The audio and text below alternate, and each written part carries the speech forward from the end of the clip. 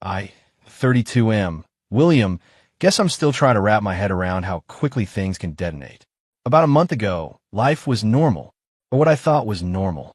My girlfriend of 3 years, Sandra, 30F, and I were planning a weekend camping trip. We were that couple, comfortable, a little boring maybe, but steady. Or so I believed. The weirdness started subtly. Sandra was spending a lot more time on group chats and video calls with her friends, especially her best friend, Ashley, 29F. Whenever I'd walk into the room, conversations would stop or she'd angle her phone away. I didn't think much of it initially, privacy, right? But then Ashley started acting a little off around me. More reserved, almost sad.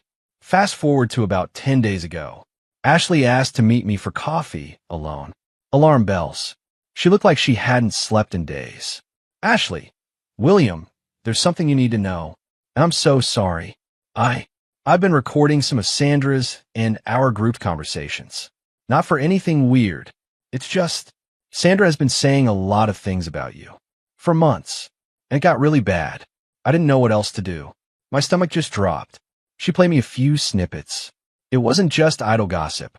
It was Sandra laughing with her friends, picking apart everything about me.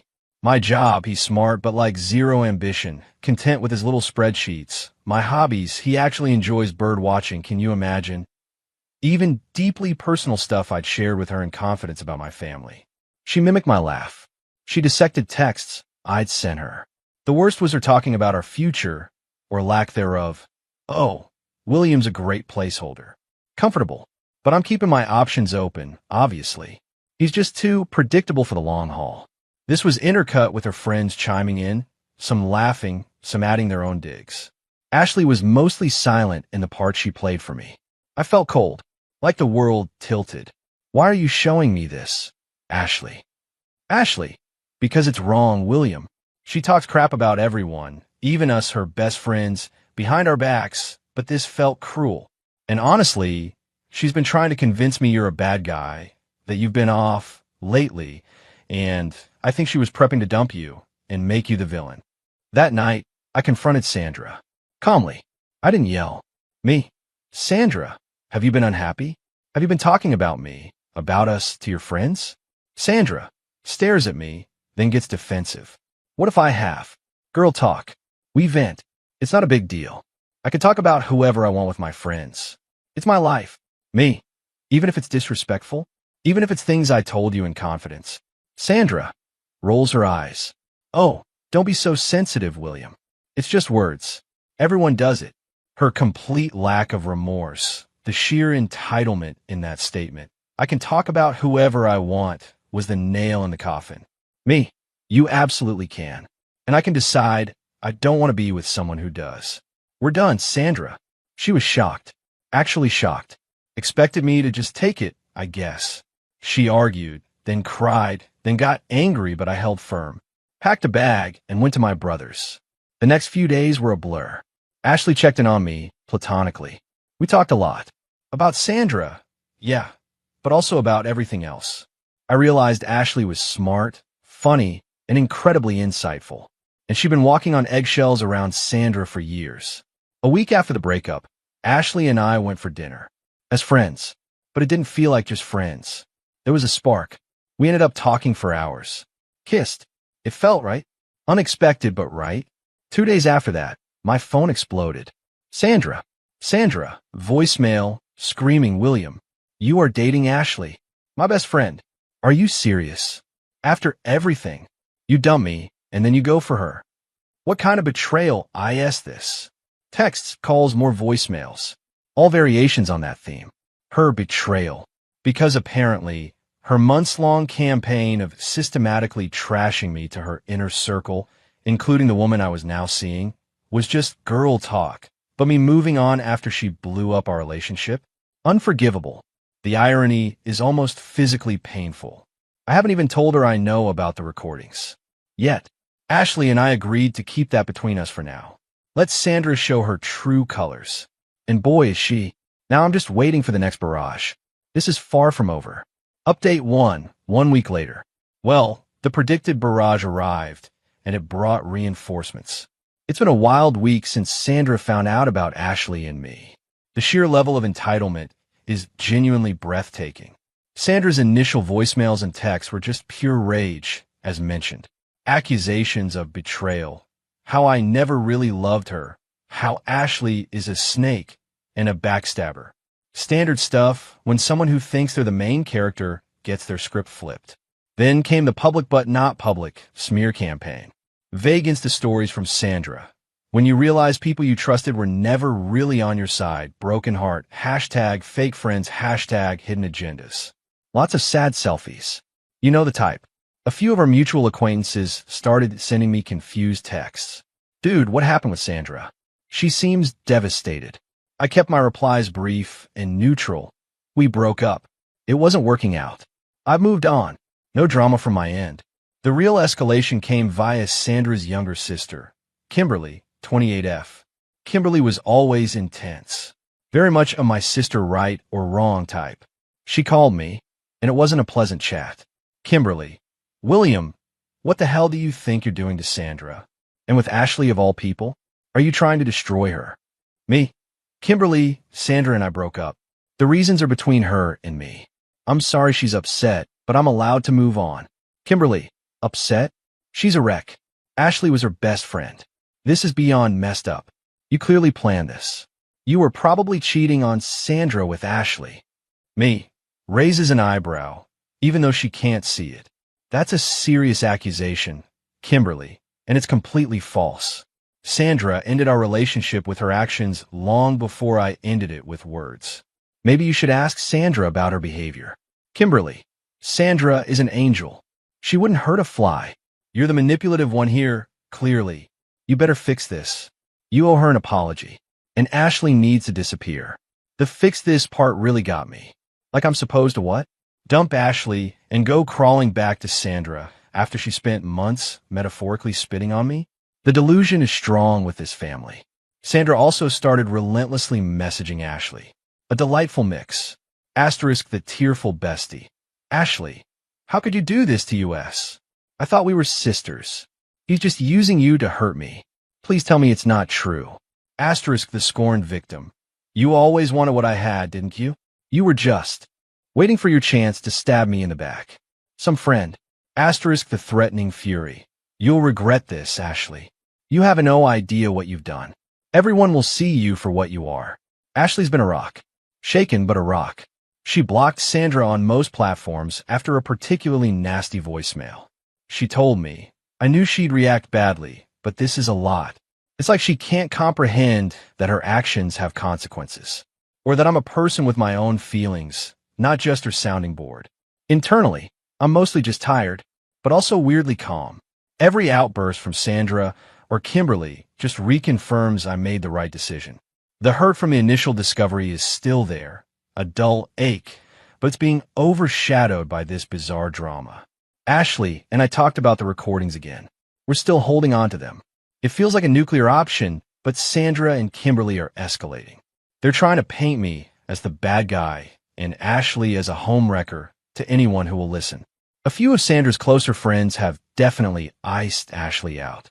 Sandra's version of events is clearly making the rounds. William, the heartless cad, dumped poor, devoted Sandra, and immediately shacked up with her treacherous best friend. The most recent development? Sandra left a care package on Ashley's doorstep. It was a box of Ashley's old stuff Sandra still had, plus a single dead rose and a printout of one of those toxic friendship memes. Classy. We're just waiting to see what their next brilliant move is. I have a feeling it's going to get pettier. Update 2, 3 weeks later. Okay, pettier was an understatement. We've officially entered the Dirty Tricks Handbook phase, starring Sandra and enthusiastically co-produced by Kimberly. The entitlement is off the charts, and their attempts to control the narrative are almost impressive in their brazenness. First, the workplace weirdness. I work for a mid-sized tech company. Last Tuesday, my manager, Daniel, calls me into his office. Looks uncomfortable. Daniel, William got a strange email. An anonymous tip. Said you've been distracted and aggressive lately, and implied you were having inappropriate online communications during work hours. Any idea what this is about? My blood ran cold for a second. This had Sandra and Kimberly's fingerprints all over it. Me, Daniel, I can assure you that's baseless. My ex-girlfriend and I recently had a very messy breakup. She's not taking it well. I suspect this is her trying to cause trouble. My work performance hasn't been affected, and all my communications have been professional. Thankfully, Daniel knows my work ethic. He said the email was vague, no specifics, and it smelled like BS. They do a cursory check of company policy reminders, but unless something concrete emerged, he wasn't concerned. Still, it was a clear shot across the bow. Trying to mess with my livelihood? Low blow, even for them.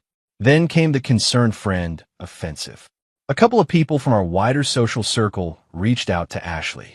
People who weren't super close, but knew us as a group. One of them, a guy named Anthony, messaged Ashley.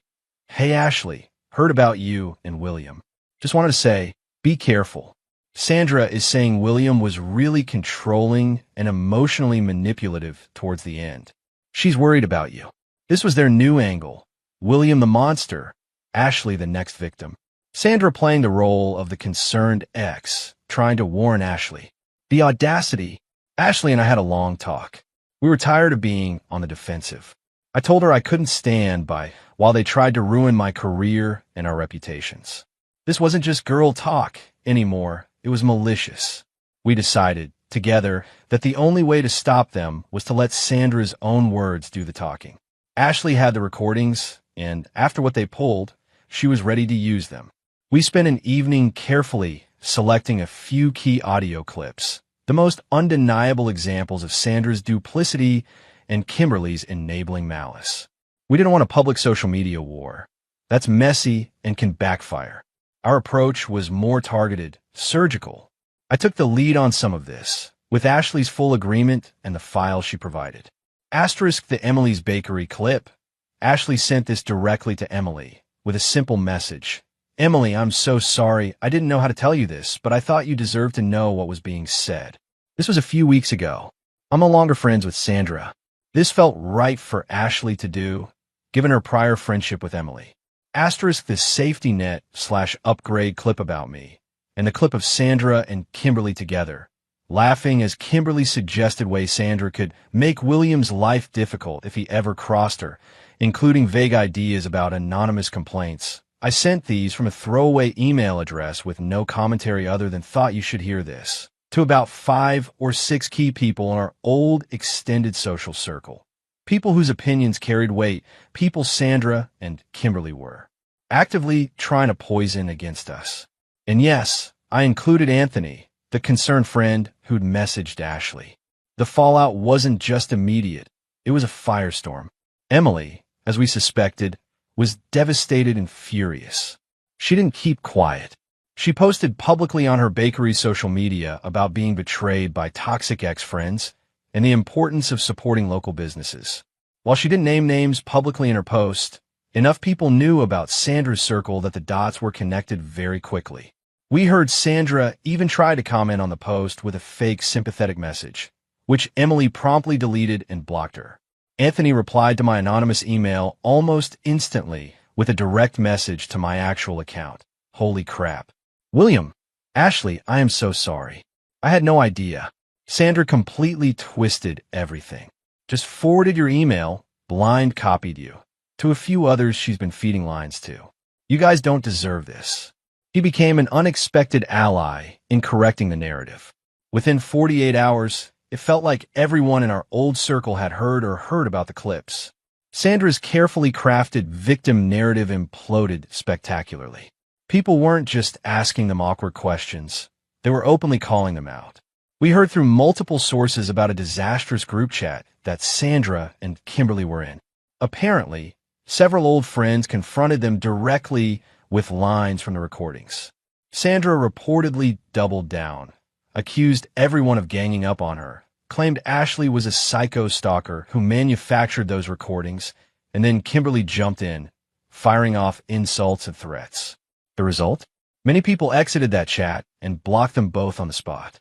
Several planned social events they were meant to attend were suddenly postponed, or they found themselves quietly uninvited. The speed of their social isolation was brutal.